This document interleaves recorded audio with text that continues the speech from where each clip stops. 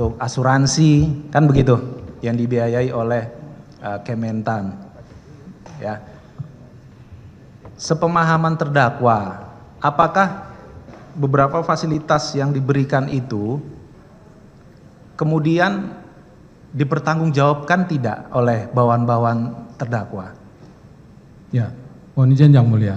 Yang pertama yang berkait dengan apa yang sudah saya sampaikan pada saat saya sebagai saksi mahkota, diantaranya adalah 2 HP, kemudian juga cincin dari Pak Menteri, kemudian batik dan juga jaket kulit yang itu dibeli bersama-sama oleh Dirjen Tanaman Pangan, harganya 2 juta. Itu yang saya terima. Dan yang berkait dengan keuntungan lain yang menurut pendapat saya, ya memang saya bekerja keras untuk melayani daripada pimpinan. Kalau itu dianggap sebagai keuntungan. Yang asuransi nih, dari bukan betul, dari anggaran kantor. Artinya bahwa itu adalah perintah menteri, dan itu dieksekusi oleh Biro Umum, dan itu memang kita berdua dibiayai dari Biro Umum. Biro Umum, kan begitu. Apakah ada niat terdakwa untuk mengembalikan itu, nilai yang dibayarkan asuransi dan beberapa HP tadi itu?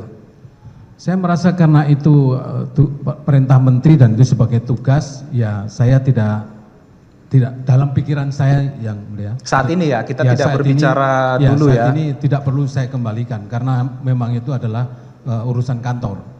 Baik, saya catat ya, terdakwa tidak, meskipun itu ternyata tidak dibiayai oleh anggaran resmi. Itu dibiayai dengan operasional Biro Umum, Bapak. Yang mana ini maksudnya? Yang HP-HP? Bukan, ya termasuk HP. Yang HP itu adalah operasional Biro Umum. Kemudian yang asuransi itu juga berkait dengan operasional Biro Umum. Itu. Baik, terdakwa merasa tidak perlu mengembalikan itu ya. Oke. Kemudian terdakwa Kasdi ya, Pak Kasdi. Siap. Saya lupa tadi menanyakan keterangan saksi semua kami ambil alih, bisa? Bisa ya. Agar tidak kita ulangi ya. Bisa. Baik yang di keterangan saksi maupun dalam BAP ya. Siap. Barang bukti dan sebagainya, begitu Siap. ya. Siap. Baik. Kemudian ya Pak terdakwa. Pertanyaan saya langsung saja sama kepada Pak Kasdi seperti kepada terdakwa lain. Dari sekian banyak persidangan yang sudah dilalui, adakah poin atau sisi yang Pak Kasdi selaku terdakwa merasa memang ada kesalahan yang dilakukan oleh? Yang pertama yang berkait dengan yang sudah saya sampaikan juga pada saat sidang saksi mahkota, saya menghadapi dilema Yang Mulia, mohon izin. Pertama karena itu perintah harus saya lakukan, kalau tidak ada konsekuensi, diantaranya adalah dinonaktifkan. Di sisi lain saya punya SK yang harus melaksanakan tugas-tugas sebagai sekjen untuk pelayanan publik. Nah dilema itu yang membuat saya terus kita lakukan hal seperti itu. Mungkin beberapa yang lantas merepotkan orang itu saya akui akan beberapa kesalahan yang terjadi merepotkan orang yang lain itu. Diantaranya bawahan-bawahan itu. Merepotkan ini bagaimana? Kurang tegas ini. Apakah itu bentuk di pidana itu hanya bentuk kesalahan, Pak? Salah atau tidak, benar atau tidak, nggak ada merepotkan orang, segan itu nggak ada. Jadi kalau itu yang dimaksud, jawaban saya konsisten dengan apa yang sudah saya sampaikan bahwa saya menghadapi dilema, Yang Mulia mohon izin.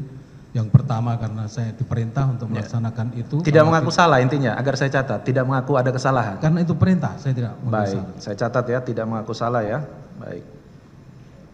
Kemudian pada saat terdakwa menerima perintah itu, terdakwa memahami atau seperti apa pada saat itu bahwa perintah ini apakah perintah yang berlawanan dengan hukum, tidak dengan itikat baik, atau seperti apa sehingga terdakwa mau meneruskan perintah itu kepada eselon-eselon di bawah terdakwa? Mohon izin Yang Mulia, yang saya pikirkan pada saat saya menerima perintah itu, dan itu saya eksekusi sebagai perintah, saya tidak memikirkan konsekuensi hukum awalnya.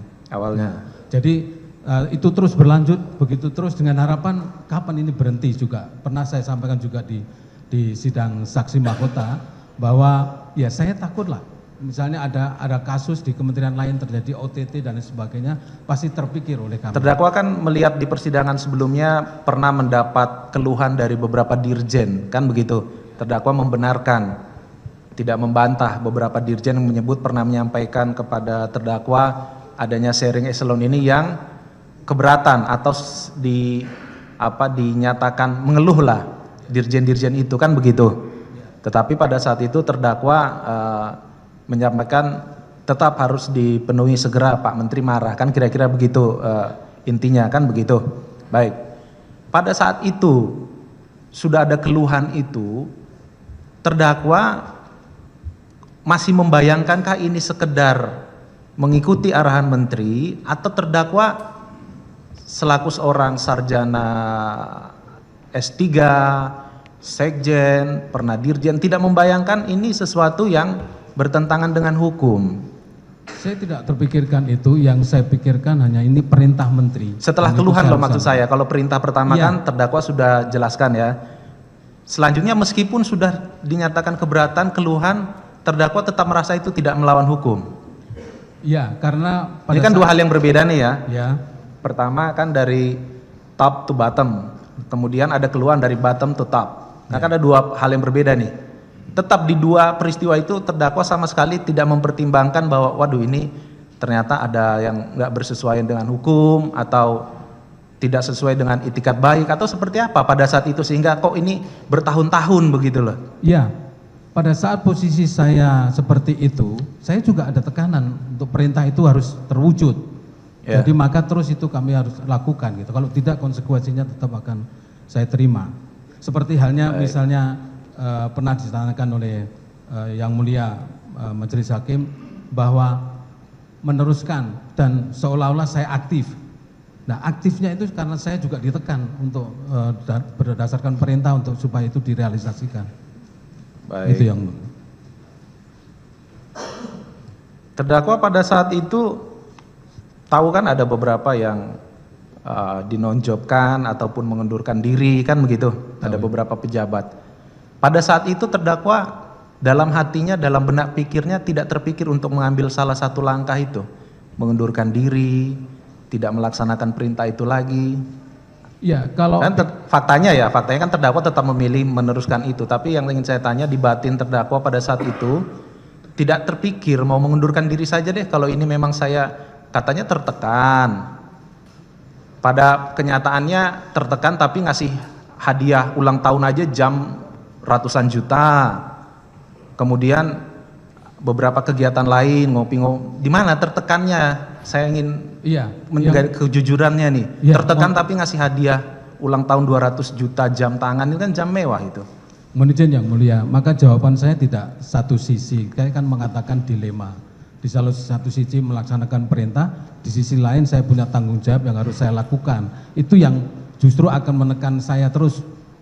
Jadi tidak semata-mata hanya karena saya melaksanakan perintah saja dan ada konsekuensinya, tapi juga karena SK tanggung jawab itu harus saya lakukan. Itu yang membuat dilema, itu yang juga akan menekan saya. Baik, dilema itu ya, ada posisi terdakwa merasa tertekan tapi di satu sisi juga tidak tertekan begitu ya. Baik. Kalau penyesalan ada yang terdakwa bisa utarakan selaku terdakwa terkait perkara ini? Ya, dari perkara ini tentu saya merasa berdosa kepada kantor dan karena direpotkan tadi menghadapi dilema. Yang kedua tentu keluarga, itu yang selama ini menjadi tulang punggung saya yang memberikan semangat, itu yang saya pikirkan. Baik, terlewat ya. Terdakwa, ini kan di beberapa keterangan saksi sebelumnya ya, sudah menyatakan mengeluh kepada terdakwa, ada yang mengeluh lah kan terdakwa sudah mendengar. Yang terdakwa pahami itu sebenarnya pada saat itu apakah sebenarnya Pak Syahrul Yassin Limpo selaku menteri sebenarnya sudah tahu juga itu ada keluhan-keluhan itu? Sepemahaman saya beliau tahu. Tahu begitu ya. Dari apa? Karena kan kami cocokkan dengan barang bukti ya, di situ ternyata Pak Menteri ada membahas dengan imam jajaran Kementan yang tadi kami tunjukkan kan gitu. Ya. Sudah resah berharap Pak Menteri segera diganti karena jajaran Kementan harus mempertanggungjawabkan kegiatan fiktif hanya untuk memenuhi nafsu ambisi menteri dan kepentingan sanak keluarga dan Nasdem. Ini percakapan antara Pak Syahrul Yassin Limpo dan Prof. Imam kan begitu. Betul. Di satu sisi terdakwa menjelaskan ya sebenarnya Pak Menteri sudah tahu keresahan itu, keluhan dari bawah kan begitu. Ya. Nah, selain terdakwa menjelaskan itu ada barang bukti ini, apalagi yang bisa membuat kami yakin Pak Menteri itu sebenarnya tahu bahwa proses ini sudah keberatan orang-orang di bawah itu.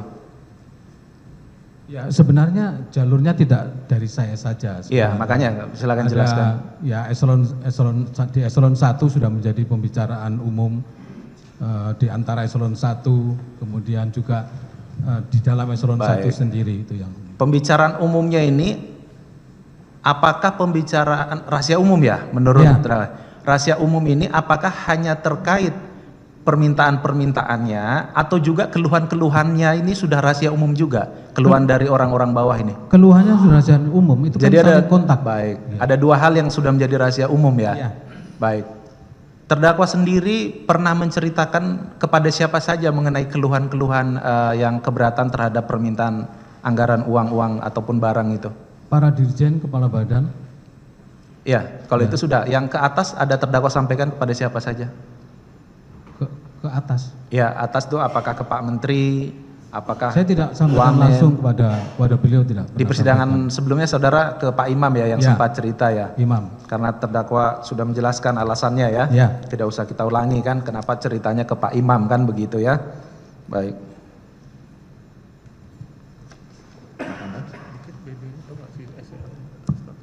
Langsung aja Pak. Izin yang mulia ada yang mau di. Ya silakan. Sedikit yang mulia kepada Pak terdakwa Syahrul Yassin Limpo ya. Ini apakah saudara selain barang bukti harta kekayaan maupun rumah mobil yang sudah saudara jelaskan dalam BAP ini, saudara juga memiliki satu buah mobil jenis Audi A6 Quattro warna hitam, nomor polisi DD57US. Audi.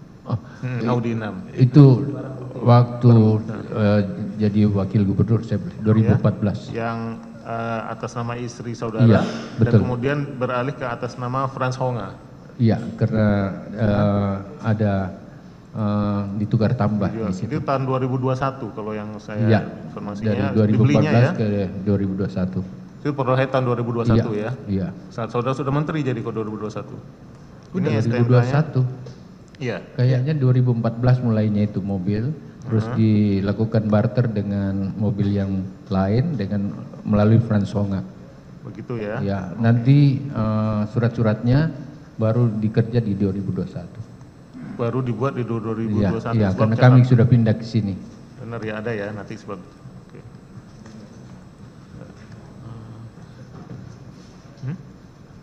Ada mobil itu aja.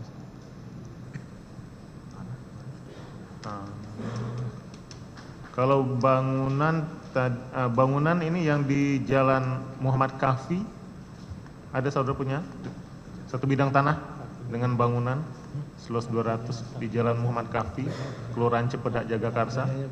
Enggak ada. Enggak pernah? Enggak. Oke, enggak ada ya. Kalau yang di Jalan Limo benar ya ada ya? Iya, yang 5 itu yang dicicil. Oke, kalau sedangkan barang bukti uang-uang tadi sudah sebutkan BAP sebagaimana yang saudara jelaskan ya. Siap. Cukup yang mulai. Cukup ya. Baik. Saya ada sedikit pertanyaannya. Saya mulai dari Pak Kasdi ya. Saudara terdakwa Kasdi ya. Saudara tadi dan beberapa persidangan sebelum itu menjadi Dirjen Perkebunan. Perkebunan. Sudah ada itu memang. Sudah ada. Sudah ada. Waktu itu Pak Menterinya SYL ya. Betul yang mulia. Baik. Itu kan saudara belum pernah bertanya langsung kepada klien kami, saudara terdakwa, sehingga izinkan kami untuk menanyakan. 14 triliun. Kurang lebih 14 triliun. Setahu saudara sebelumnya itu berapa? Di atas 24 triliun. Di atas 24 triliun. Baik. Menurut saudara, kenapa bisa ada penurunan anggaran APBN di Kementan itu? APBN negara lagi sangat terbatas dan konsentrasi negara dalam penanganan COVID. Baik. Selain anggaran di Kementan yang sudah saudara jelaskan tadi, jumlahnya kan tadi menurunnya. Iya. Apakah ada anggaran-anggaran lain atau program-program lain selain APBN yang tadi kurang lebih 14 triliun itu? Selain anggaran yang langsung ke Kementan, ada anggaran-anggaran tambahan yang tetap ditangani oleh Menteri Keuangan, antara lain anggaran pupuk dan lain-lain sebagainya gitu. Oh, yang itu melalui Kementan? Tidak melalui Kementan. Oh, tidak melalui Kementan. Ya, anggarannya langsung. Kalau KUR? KUR itu tetap melalui perbankan, tapi rekomendasi penggunaannya harus melalui Kementan dan program Kementan. Baik. Yang saudara ketahui, apakah KUR itu dia diperuntukkan untuk seluruh wilayah Indonesia ataukah di daerah-daerah tertentu saja yang saudara ketahui? Seluruh Indonesia. Seluruh Indonesia ya. Ya. Seingat saudara, sejak kapan program KUR itu mulai berjalan? Seingat saudara aja. Baru di 2019 ada KUR, tapi penggunaannya hanya kecil, di bawah 9 triliun. Dan dari proses itu saya mengusahakan sampai 50 triliun di awalnya. Ternyata penggunaan dan serapan tahun pertama di 2019-2020 itu menjadi 70 triliun. Menjadi 70 triliun, berarti angka yang cukup signifikan naiknya ya. Ya. Menurut saudara, mengapa harus ada program KUR itu dan begitu pentingnya itu sampai saudara memperjuangkan untuk ada kenaikan itu? Pendanaan yang ada di Kementan yang sangat terbatas itu mengakibatkan sebuah kreasi yang harus dilakukan melalui program melakukan bankable kepada petani yang ada, dan kebijakan itu kemudian dipertegas oleh Bapak Presiden untuk menggulirkan dana kredit usaha rakyat itu khusus untuk pertanian. Oke, baik. Karena tadi saudara sudah menyebutkan nama Bapak Presiden di persidangan awal tadi hingga keterangan atau pernyataan saudara yang terakhir ini, saya ingin menanyakan kepada saudara saksi, saudara terdakwa, apakah saudara sering bertemu dengan Bapak Presiden? Ya, setiap ada pertemuan rapat terbatas, ratas maupun rapat kabinet atau rapat-rapat khusus.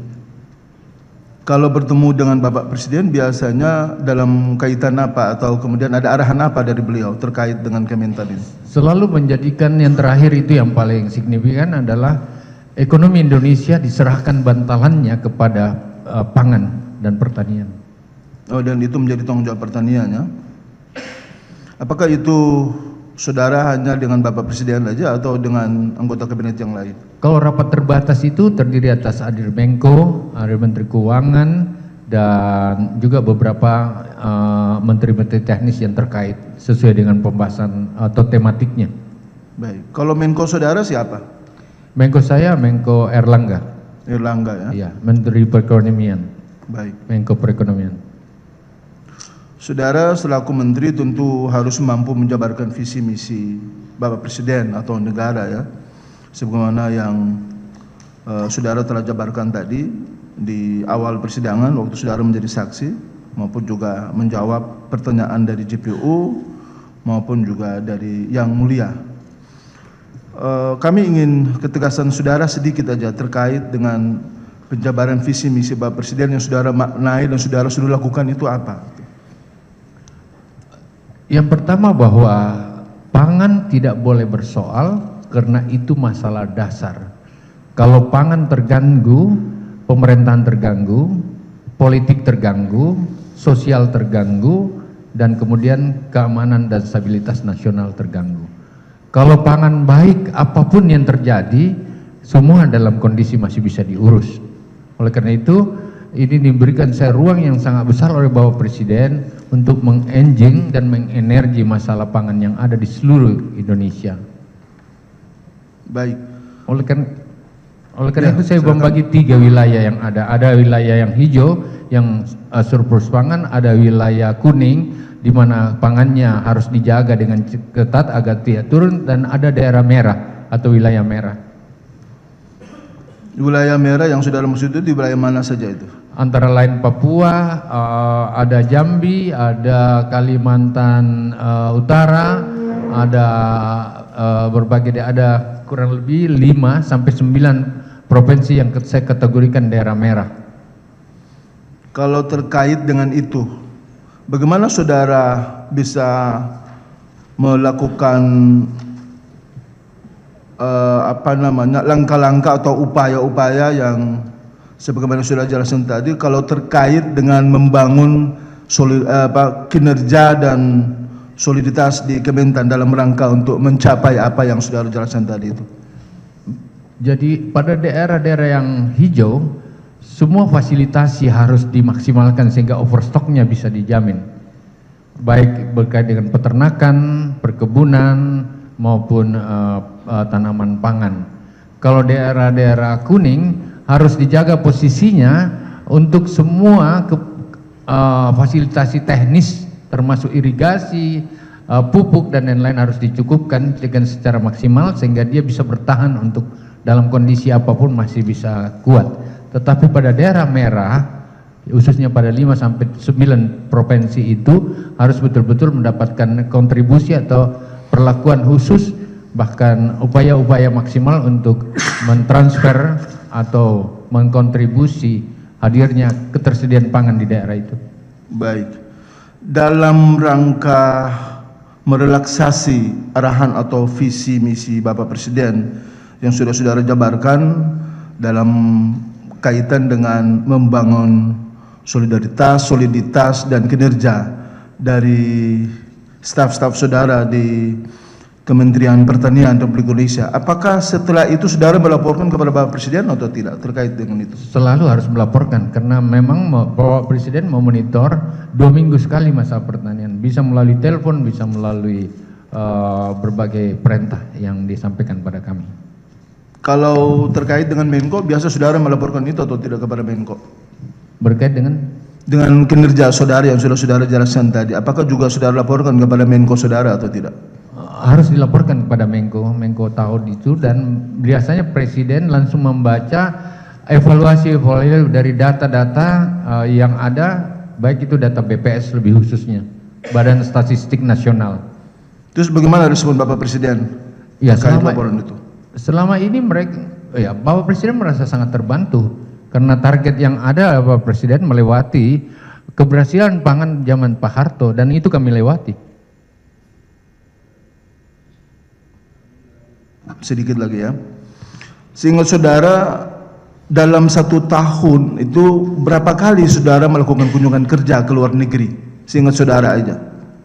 Saya tidak tahu persis, tetapi saya ketua G20 bidang pertanian dan semua penanganan bidang pertanian di dunia ini sangat disandarkan pada G20, termasuk kerawanan pangan dunia atau terjadinya masalah El Nino yang secara masif. Oleh karena itu seluruh dunia yang termasuk dari semua anggota G20 bahkan kita bagikan upaya-upaya backup kepada negara-negara yang bersoal, termasuk negara-negara di Afrika dan sebagian di Eropa Timur yang ada, termasuk di Asia kalau terjadi kerawanan. Bisa saudara jelaskan sedikit setiap bisa kita kurangi. Demikian juga masalah ketergantungan dan stabilisasi harga bisa dicapai. Oleh karena itu salah satu memang yang diupayakan adalah misalnya masalah daging yang selama ini ketergantungan ke Australia bisa dibuka pada negara lain yang lain. Sehingga ketergantungan itu selain bisa diminimalisasi, tidak ada monopoli, sehingga persaingan-persaingan harga bisa dilakukan. Yang kedua, membangun akses ekspor pertanian yang kita miliki. Kita miliki kopi, kita miliki coklat kedua terbesar dunia, dan kita miliki teh dan lain-lain yang sebenarnya sangat diminati oleh seluruh dunia yang selama ini aksesnya bisa melalui beberapa negara lain sebelum sampai pada negara tertentu yang dituju. Baik, saudara juga di keterangan-keterangan sebelumnya juga menjelaskan terkait dengan kemandirian pangan kita, terus peningkatan pendapatan negara dari sisi Kementan. Sekarang pertanyaan saya adalah bahwa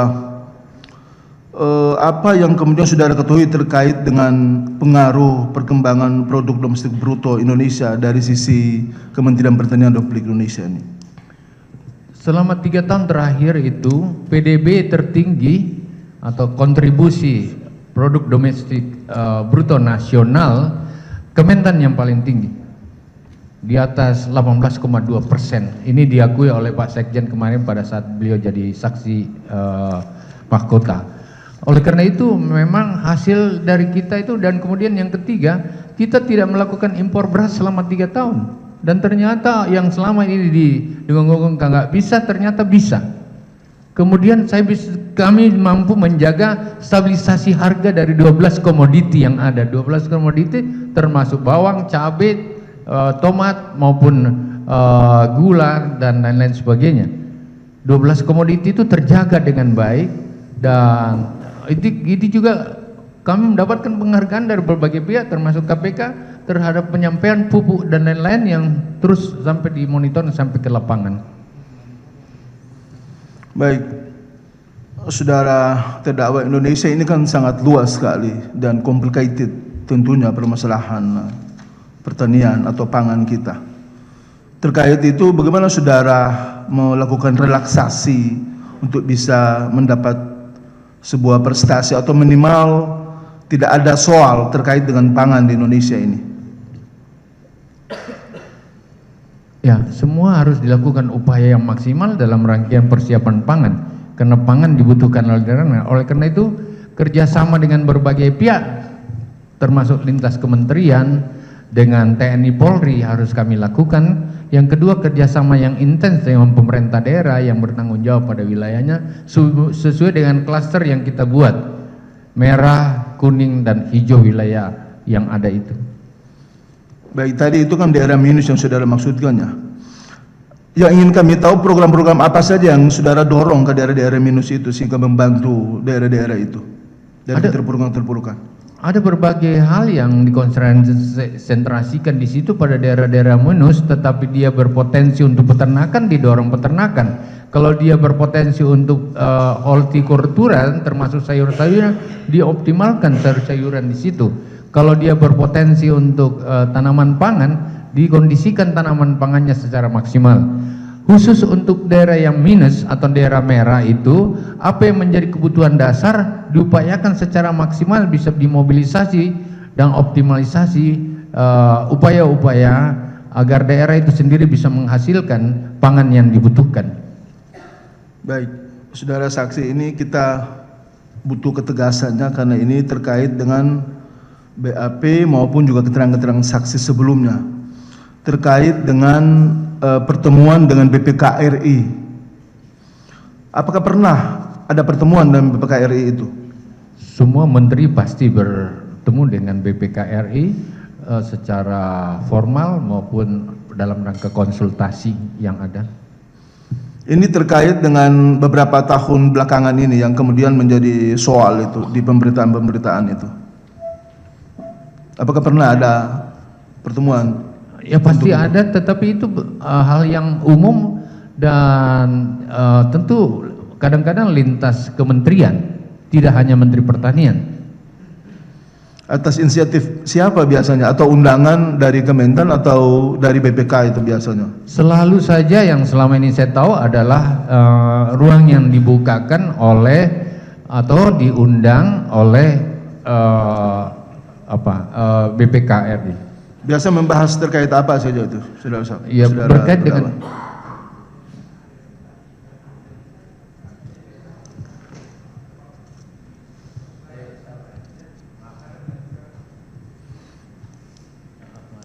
mohon maaf, mohon izin kami lanjutkan yang mulia. Kalau saudara bertemu dengan BPK RI, itu biasanya membahas apa saja itu? Antara lain membahas tentang pengawasan-pengawasan, termasuk temuan-temuan yang harus segera direalisasikan.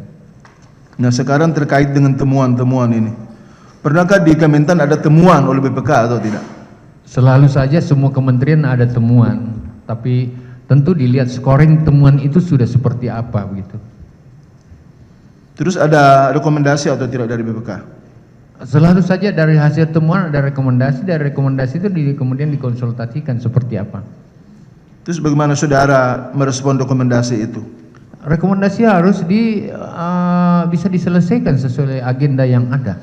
Biasanya temuan misalnya terkait dengan administrasi penyerahan Al-Sintan di lapangan. Oleh karena itu beberapa wilayah belum selesai administrasinya. Itu terdata ada berapa persen dan lain-lain sebagainya. Dan atensi itu dilakukan oleh dirjen yang bersangkutan. Lalu kemudian dengan BPK, apakah saudara pernah mendengar bahwa ada permintaan sejumlah uang dari oknum BPK kepada Kementan? Saya tidak pernah mendengar hal seperti itu kecuali dalam persidangan ini. Ya, ada 10 miliar, kemudian ditambah lagi 2 miliar. Saudara tidak pernah diberitahu? Tidak. Saudara tidak pernah dilaporkan oleh siapapun terkait itu? Tidak. Saya tidak biasa dilaporkan masalah-masalah yang berkait dengan hal-hal seperti itu. Kalau di internal Kementerian Pertanian biasa ada audit internal atau tidak? Selalu ada audit internasional. Biasanya ada temuan atau tidak itu? Biasanya ada temuan dan itu biasanya diminta dibuatkan telaah dan kemudian dilanjutkan monitoringnya dan penyelesaiannya. Gitu ya. Jadi soal BPKRI tadi saudara tidak tahu ya?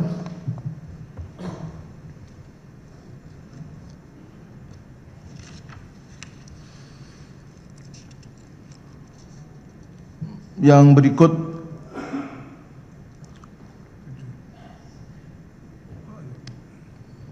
saudara kan menjadi menteri itu di tahun 2019. Iya. Saudara menjadi menteri itu atas usulan siapa itu saudara menjadi menteri? Saya Ketua Asosiasi Gubernur seluruh Indonesia. Pak Jokowi salah satu anggota saya. Dan saya kira dari proses-proses itu saya memiliki track record untuk bisa dipertimbangkan menjadi menteri. Yang kedua, saya juga anggota Partai Nasdem. Oleh karena itu tentu saja ada ruang-ruang bagi Partai Nasdem untuk mengisi posisi itu.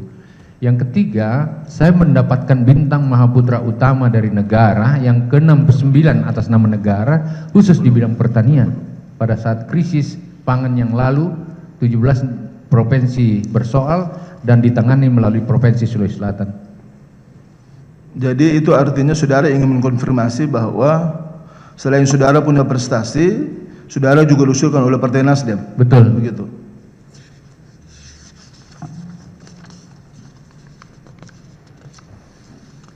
Terkait dengan Partai Nasdem tadi saya kira sudah banyak juga ditanyakan oleh rekan-rekan JPU, namun kami ingin mendalami aja ada beberapa keterangan yang mungkin agar supaya menjadi jelas dan terang benderang sehingga bisa membantu kami dalam kaitan dengan menyusun pledoi nanti.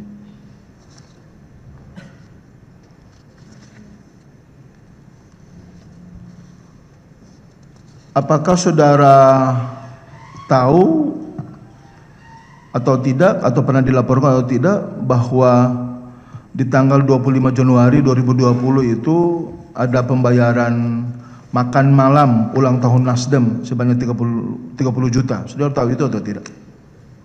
Makan malam Nasdem. Saya tidak pernah tahu. Ini sesuai dengan keterangan dari Karina dan Joyce ini. Enggak, saya tidak tahu. Tidak tahu ya. Di tanggal 7 September 2020 itu ada sumbangan pelantikan untuk 5 DPW Partai Nasdem sebanyak 24.900.000. Sudah tahu itu atau tidak? Saya tidak ingat lagi, tapi saya yakin kalau toh ada untuk partai, saya memiliki komitmen untuk menyelesaikan melalui dana-dana pribadi saya maupun honor-honor yang saya miliki. Saya punya komitmen seperti itu. Baik. Tadi juga saudara sudah menjelaskannya atau menjawab pertanyaan daripada JPU terkait dengan 75 juta yang disumbangkan kepada fraksi Nasdem di DPR RI ya. Kemudian yang berikut terkait dengan yang 850 juta ini, saudara tahu atau tidak itu? 800 jutanya baru saya tahu dalam persidangan tadi. Dalam saya persidangan sudah jawab ini ya. Ya. Saudara tahu tidak bahwa itu sudah dikembalikan oleh Partai Nasdem? Di dalam persidangan saya tahu, saya dikembalikan dan lain-lain, saya sudah dalam penjara. Kalau kan saudara ini menteri dari Partai Nasdem ini, biasanya aktivitas saudara laporkan kepada ketua umum saudara atau tidak? Ketua umum Partai Nasdem maksudnya? Tidak harus. Tidak harus. Tapi pernah atau tidak? Ya, saya tidak ingat. Tidak ingat lagi ya.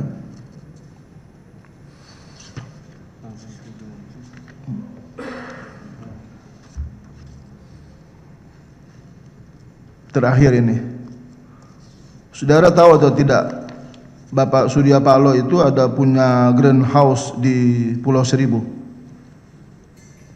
Ya, Surya Paloh punya akses di mana-mana. Di mana-mana ya. Ya. Saudara tidak tahu bahwa itu diduga duit dari Kementan yang dipakai untuk Pasti membangun? tidak, pasti tidak ya. Oke baik, cukup yang mulia. Maaf yang mulia. Ada. Baik, kita skors dulu soal Boleh Kasdi. bertanya? Iya. Ada pernyataan Kasdi tadi yang langsung menyangkut saya. Mudah-mudahan saya bisa ditanyakan nanti. Itu nanti tanggapan. Siap. Tanggapan nanti ya. Siap. Nanti akan ada Iya. saudara bisa menanggapi juga kan dalam nota pembelaan itu ya. Iya. Ini bukan saksi, dia terdakwa. Siap. Ya? Jadi tidak perlu ada diri sendiri. Nanti kami akan nilai, Pak. Nanti kami akan nilai. Skors dimulai, nanti kita ketemu lagi masuk 6:30 ya. 6:30 ya. Jam 18.30 waktu Indonesia bagian barat. Baik, skors dimulai.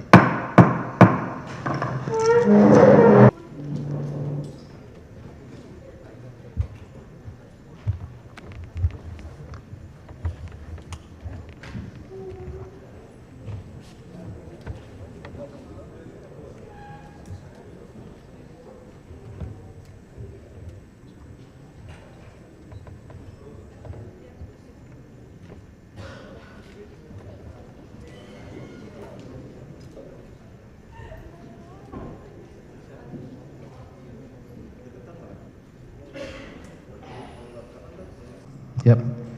Nah, ingatkan saya, saudara terdakwa, kalau pertanyaan ini sudah ditanyakan oleh JPU supaya kita tidak pembayaran aftur, namun setelah di akhir tahun ada pemeriksaan BPK untuk meminta pengembalian sebesar 150 juta. Kebetulan tanda terimanya itu saya sendiri, akhirnya yang melakukan pengembalian saya sendiri memakai dana pribadi saya. saudara sudah mengembalikan ya? Iya. Nah, kemudian tadi Pak JPU juga menyampaikan bahwa banyak pesan yang diteruskan ya. Nah, saudara mengatakan bahwa ya itu memang ada permintaan dari Biro Umum, kalau ada kebutuhan disampaikan saja ke Biro Umum. Nah, pertanyaan saya, apakah juga keluarga atau pihak Wican ya menyampaikan juga kepada saudara bahwa ya menurut saya minta tiket ke Biro Umum ini karena Biro Umum sendiri yang minta. Kalau ada keperluan ya silakan dihubungi saya. Pernah nggak dengar itu dari keluarga, dari anak Pak Isiel atau keluarga Pak Isiel? Pernah dari anak beliau, dan saya diminta juga meneruskan ke Biro Umum pada waktu itu. Nah, pernah ya? Apa yang disampaikan keluarganya bahwa ini juga ya kami teruskan, minta diteruskan karena permintaan dari Biro Umum sendiri? Iya betul, karena permintaan dari Biro Umum, jadi saya memfasilitasi meneruskan pesan itu ke Kepala Biro Umum. Baik.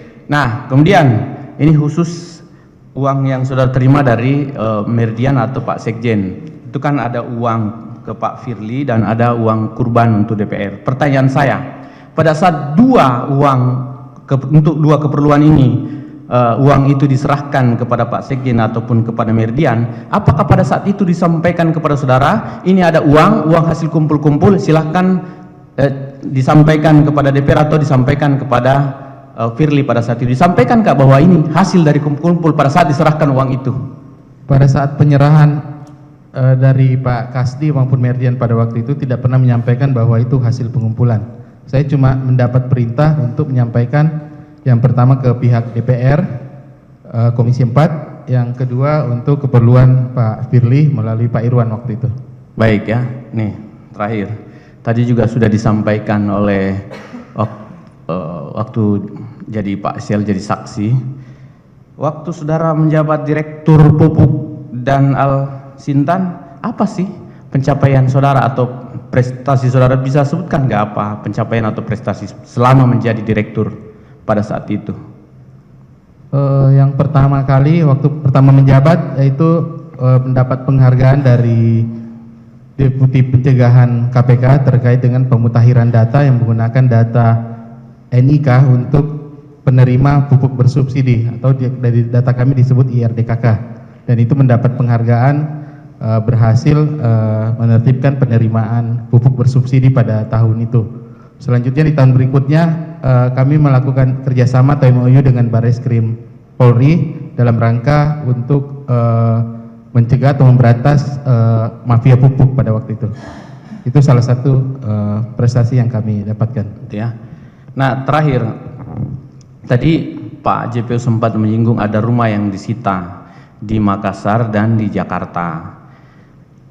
Pertanyaan saya, kalau rumah yang di Makassar dan di Jakarta yang disita itu, apakah itu sudah masuk LHKPN saudara?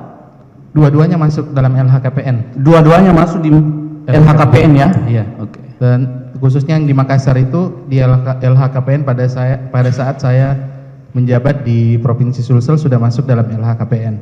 Oh, kalau jadi yang di Jakarta begitu transaksi tahun ini dengan pihak BSI untuk KPR-nya, pada tahun itu juga saya masukkan dalam pelaporan LHKPN saya bahwa itu kredit.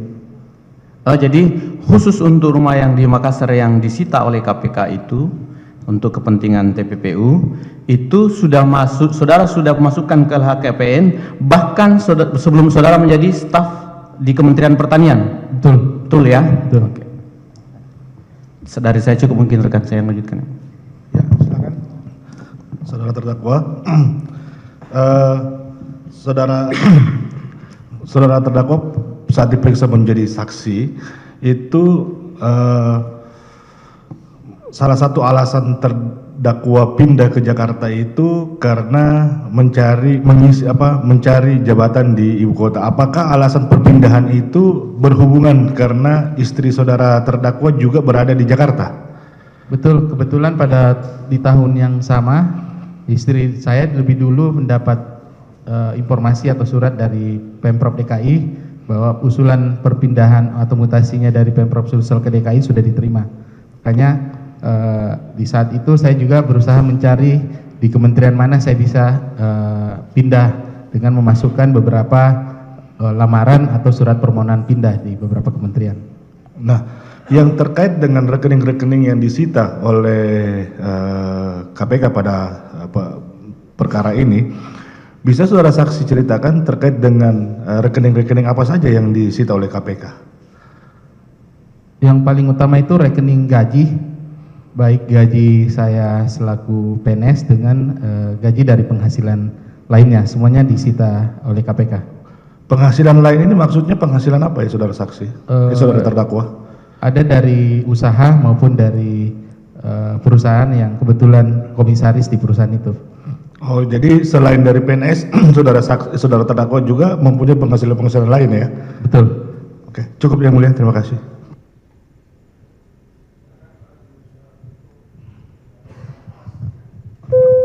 Silakan. Baik, terima kasih yang mulia. Kepada terdakwa Kasdi Subagiono, saudara diperiksa sekarang sebagai terdakwa ya. Siap. Bahwa memang saudara tidak disumpah ya, tapi tolong memberikan keterangan yang sejujur-jujurnya supaya kita mendapat nanti esensi dari persidangan ini ya. Yang pertama, saya mulai dulu tentang karir saudara. Ini kesempatan terakhir buat kami untuk menanyakan saudara ya. Tempo hari istri saudara mengirim surat ke sini yang pada pokoknya dikatakan bahwa saudara itu adalah birokrat karir ya. Bisa cerita sedikit awal dari gimana prosesnya sampai Anda menjadi sekjen ya, silakan. Mohon izin yang mulia. Pertama sebelum menjadi birokrat karir, Saya ini peneliti di Badan Litbang Pertanian. Saya mulai dengan peneliti muda sampai ahli peneliti utama.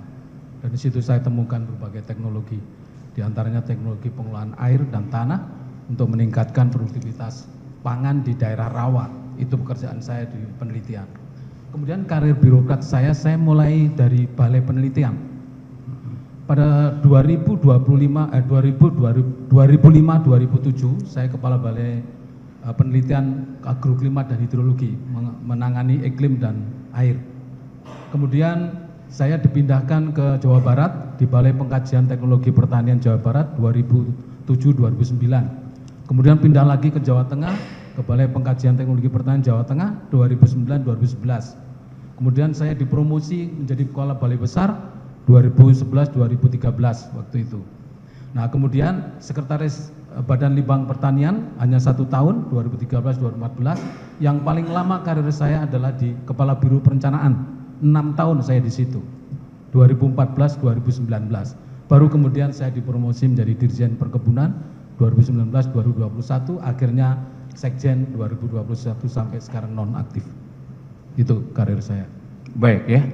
Lalu kemudian merefer kepada surat tersebut juga dikatakan bahwa saudara itu adalah kepala rumah tangga yang peduli dengan keluarga. Bisa sekilas saja, ini penting saya kira kita tahu. Saya berdua dengan istri saya, seorang peneliti juga.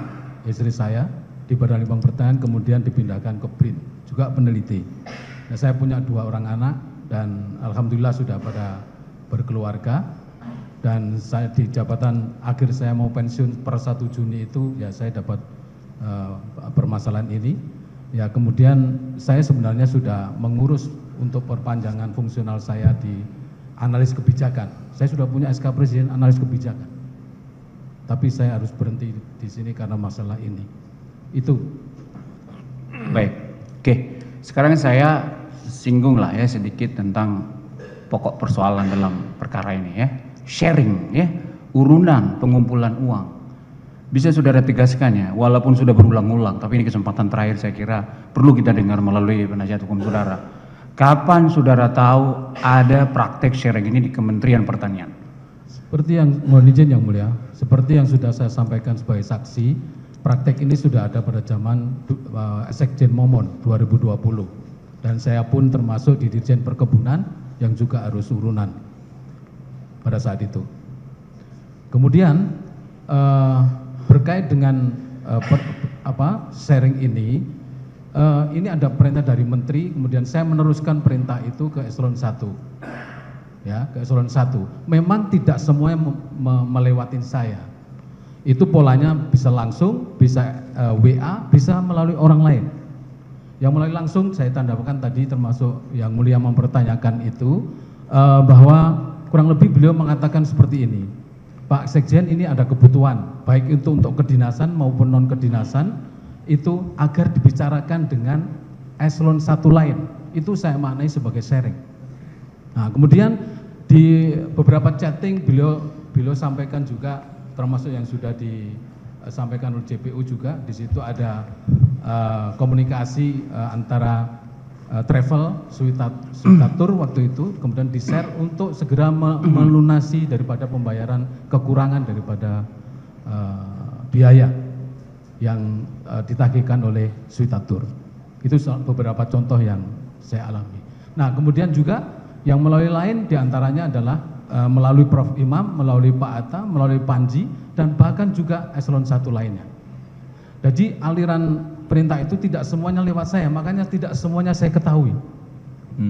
Seperti sudah saya sampaikan dalam saksi bahwa seperti ada skincare, ada sewa mobil, saya tidak tahu itu karena langsung kepada Biro Umum. Jadi artinya ada juga permintaan-permintaan uang ini yang tidak melalui saudara dan tidak diketahui oleh saudara. Jadi perintah ini sekali lagi ya clear ya, bahwa saudara juga memang mendapat perintah langsung. Betul. Dulu ya. Betul. Izin yang mulia, boleh kami bacakan ada BAP-nya supaya konfirmasi. BAP sebagai tersangka, terdakwa. Tersangka itu kan? Iya. Iya. Silakan. Izin. Atas pertanyaan nomor 35 yang mulia.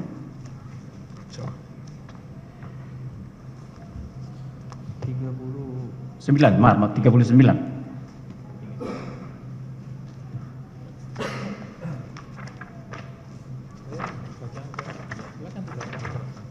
Silakan. Ya, izin yang melanjutkan. Atas pertanyaan, apakah saudara memperoleh perintah langsung atau tidak langsung dari Syahrul Yassin Limpo selaku Menteri Pertanian untuk mengumpulkan uang dari masing-masing eselon 1 Kementerian Pertanian RI terkait kepentingan pribadi yang bersangkutan maupun kepentingan keluarga lainnya? Jawaban saudara, perlu saya sampaikan bahwa saya sering memperoleh perintah langsung ataupun tidak langsung dari Syahrul Yassin Limpo selaku Menteri Pertanian untuk mengumpulkan sejumlah uang dari masing-masing eselon 1 Kementerian Pertanian RI terkait untuk kepentingan pribadi yang bersangkutan, kunjungan kerja maupun kepentingan keluarga. Seingat saya jika ada kepentingan mendesak dari Syahrul Yassin Limpo, saya dipanggil ke ruangan kerja yang bersangkutan dan di rumah dinas Menteri Pertanian di Widya Chandra, baik sendiri maupun bersama-sama Muhammad Hatta, Prof. Imam Mujahidin dan beberapa eselon 1. Setahu saya jika Syahrul Yassin Limpo ada kebutuhan pribadi yang bersangkutan dan kebutuhan keluarga yang bersangkutan, meminta saya untuk membicarakannya kepada eselon 1 ya terkait permintaan Syahrul Yassin Limpo tersebut. Ya. Yang saya ingat sekali lagi penyampaian Syahrul Yassin Limpo kepada saya saat itu dipanggil sendiri menghadap yang bersangkutan di ruang kerjanya.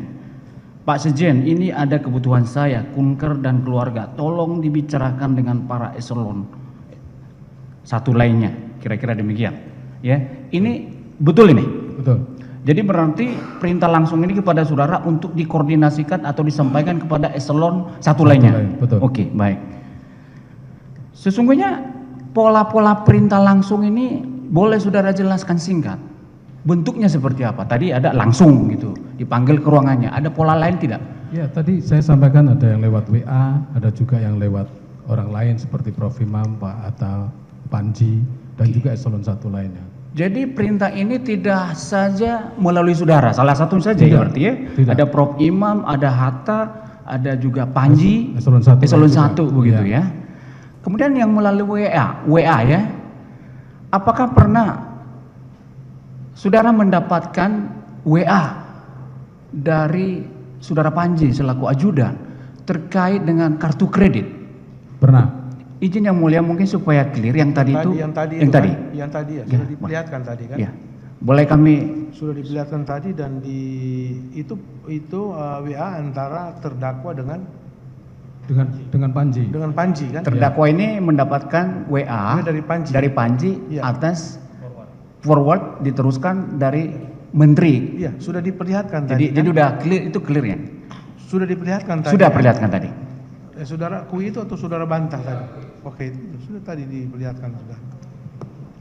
Tidak apa-apa. Baik ya. Tadi sudah diakuin ya, ini ada seperti itu. Iya, tidak diakui. Saya menanyakan kepada terdakwa Kasdi yang mulia. Terdakwa mengakui karena beliau yang berkomunikasi dengan Panji. Ya, Panji. karena ada tadi polanya melalui WA. Jadi satunya Iya. saya tanya. Oke. Baik. Silakan. Kalau mohon izin yang mulia, kalau melihat format printout itu sended yang pertama yang disampaikan Panji kan kemudian share dari yang di share itu. Di situ ada forward, itu berarti Panji menerima. Iya. Nah itu Panji menerima. Apakah kemudian ada dari tertulis Panji, tidak di kemudian situ? Apakah ada tertulis di? Biasanya ada dilanjutkan. forward, ada kata-kata forward. Gitu. Iya. Iya. Apakah ada forward itu jelas dari saudara tahu dari Menteri? Iya. Tahu dari mana? Pak Panji sampaikan itu. Pak Panji Iya, sampaikan. Panji sampaikan itu. Pak Panji yang sampaikan. Baik. Ini. Jadi artinya sekali lagi, saudara mengartikan ini perintah langsung juga antara lain melalui WA. Ya. Baik.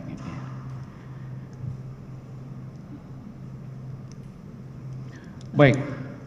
Lalu kemudian ini kan di zamannya Pak Momon, saudara selaku Dirjen Perkebunan ya, yang kemudian ini berlanjut ya.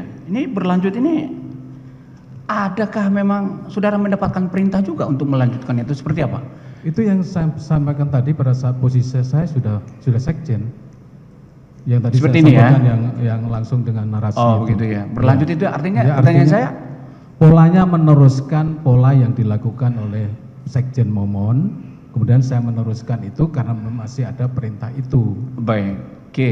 Lalu saudara mengatakan, ini kan atas pertanyaan yang mulia juga sama Pak JPU juga tadi, saudara mengalami suatu dilema. Kenapa ini sebenarnya sesuatu ada dilema? Persisnya dilemanya itu boleh sekali lagi, kenapa saudara menghadapi dilema? Kenapa misalnya tidak mundur saja, kenapa gitu? Ada pertanyaan begitu juga. Bisa jelas nggak dilema sekali lagi? Ya, tadi berkali-kali saya sampaikan baik menjadi saksi bahwa yang pertama karena saya terpaksa melakukan itu karena diperintah, yang kedua karena saya dapat tanggung jawab untuk melaksanakan tugas-tugas sebagai sekjen, itu harus jalan. Itu yang membuat berat bagi saya untuk baik. Ya. Artinya saudara menjalankan perintah atasan ini ada unsur keterpaksaan, maksudnya kira-kira ancam begitu ya? Kan sudah saya sampaikan. Baik. Baik, kemudian ini ketegasan saudara ya. Kalau ada tidak ya, ini sidang ini ya. Saudara mendapatkan manfaat material enggak dari peristiwa ini semua? Tidak sama sekali. Tidak ada ya? Oke, oke. Baik, izin yang mulia nggak banyak lagi. Sama barangkali saya bertanya standar aja ya. Lazimnya orang didakwa itu tentu ada barangkali hal-hal sisi-sisi yang baik atau positif selama saudara selaku sekjen maupun selaku direktur atau selaku birokrat karir gitu loh. Ya, pertanyaan saya, apa kira-kira kontribusi yang mungkin patut kita catat sebagai sebuah hal yang positif dari saudara selaku birokrat karir tersebut? Ada yang bisa saudara sampaikan nggak di persidangan ini? Ya, tadi di Litbang sudah saya sampaikan sebagai birokrat, misalnya di Dirjen Perkebunan saya meng-create satu inovasi implementasi daripada program perkebunan, salah satunya adalah peningkatan produktivitas kelapa sawit melalui peremajaan sawit rakyat. Dan itu berjalan untuk meningkatkan produktivitas sawit yang sekarang 3,6 ton per hektar. Nah, kita harapkan dengan program peremajaan itu dengan bibit yang bagus kita bisa mencapai 5-6 ton per hektar setara CPO. Kemudian sebagai sekjen saya lupa nama panjangannya, tapi Dirjen Peternakan dan Kesehatan. Baik. Apakah itu digantikan oleh Pak Nasrullah akhirnya? Pejabat berikutnya memang Pak Nasrullah. Pak Nasrullah ya? Ya. Baik. Yang saksi pahami waktu itu, saksi bilang yang diberhentikan, karena selama ini yang kita bahaskan eselon 2 ke bawah ya, ternyata sebenarnya kami ada barang bukti yang mulia tentang Ketut ini, tapi justru di detik akhir lah baru nyambung, ternyata memang peristiwa itu ada. Mohon izin kalau diperkenankan kami tunjukkan Pak Ketut. Silakan. Yang dibahas ini.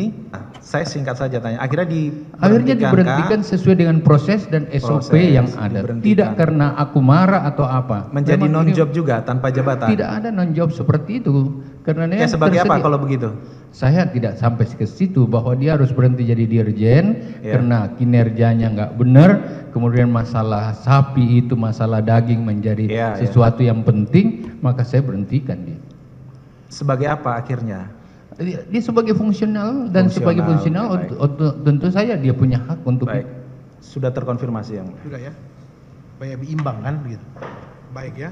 Yang mulia, mohon izin kami tambahkan sedikit aja kan ini terakhir juga jadi biar jelas supaya menjadi fakta persidangan. Terima kasih yang mulia. Saudara terdakwa Pak ICL, ini biar jelas dan terang benderang. Apakah saudara pernah mengancam Prof Imam terkait dengan perintah saudara soal kumpul-kumpul? Ada atau tidak perintah saudara soal kumpul-kumpul itu? Soal kumpul-kumpul itu saya nanti tahu di dalam persidangan. Baik, saudara pernah mengancam beliau atau tidak? Ya karena saya nggak tahu, saya tidak pernah mengancam apa-apa. Kalau terkait saudara Hatta, pertanyaan yang sama juga. Tidak ada masalah kumpul-kumpul itu, dan saya kira kalau itu dilakukan atas suatu dasar yang legal sah-sah saja. Baik, saudara pernah mengancam saudara Kasdi juga atau tidak? Tidak pernah. Kasdi ini orang melekat sama saya. Saya heran aja, aneh-aneh saja di persidangan ini terakhir seperti ini. Saya paling percaya dia. Dia selalu mengimami saya kalau saya sembahyang. Dan saya sangat profesional di bidangnya. Dia sangat saklek aturan, dia nggak bisa kalau melanggar aturan. Baru malam ini saya merasa bahwa dia semua melimpahkan itu pada saya. Baik, itu aja. Demikian yang mulia. Sedikit lagi saya tambahkan. Ya. Sekjen itu memiliki hak otorisasi atau menentukan sendiri apa yang menjadi kewenangannya. Sekjen itu delegation of authority terhadap sebuah kebijakan. Ini aturan, ini ketentuan hukum. Yang kedua, dia yang bertanggung jawab secara administrasi dan keuangan di bawah Kementerian Pertanian. Dia bertanggung jawab. Ini sesuai dengan peraturan pemerintah yang ada. Saya cuma lupa nomornya. Oleh karena itu Sekjen adalah orang ketiga di Kementan. Sesudah Menteri, Wamen, Sekjen. Dan Sekjen itu dapur. Kalau ada perintah dari atas yang salah, dia harus masak dulu. Kalau tidak sesuai, dia harus tolak. Demikian juga semua kebijakan yang dari atas sebelum sampai di menteri harus tersortir oleh. Dan itu semua sekjen seperti itu posisinya. Aneh aja kalau misalnya sekarang baru kemudian tidak tahu menahu seperti itu. Baik, cukup Baik. ya. Demikian yang mulia, terima kasih, kami kembalikan.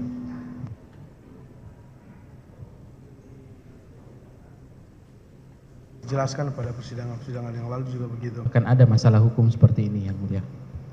Dari semua itu saya pribadi tidak pernah menikmati secara material. Dan pada kesempatan ini saya juga memohon maaf jika selama masa persidangan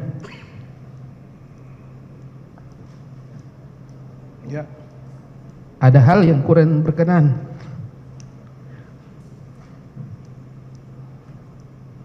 Saya mohon maaf kepada semua pihak jika perbuatan kami, ketakutan kami, karena kepatuhan kami sebagai bawahan menyebabkan banyak keributan khususnya di Kementerian Pertanian. Jikapun perbuatan itu adalah hal yang salah, sekali lagi kami mohon maaf kepada semua pihak.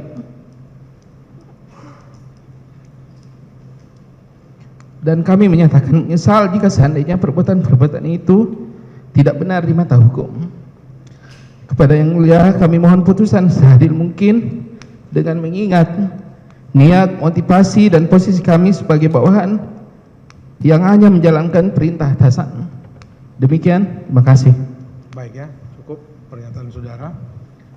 Saya juga ada yang mau disampaikan lagi terakhir? Yang terakhir yang mulia JPU dan Bapak sekalian, saya di tempat ini ingin garis saja yang seperti itu, bukan untuk kepentingan pribadi. Kalau ke pribadi saya, berapa uang saya ambil sebenarnya? Saya heran yang mulia. Saya ini termasuk menteri yang paling miskin.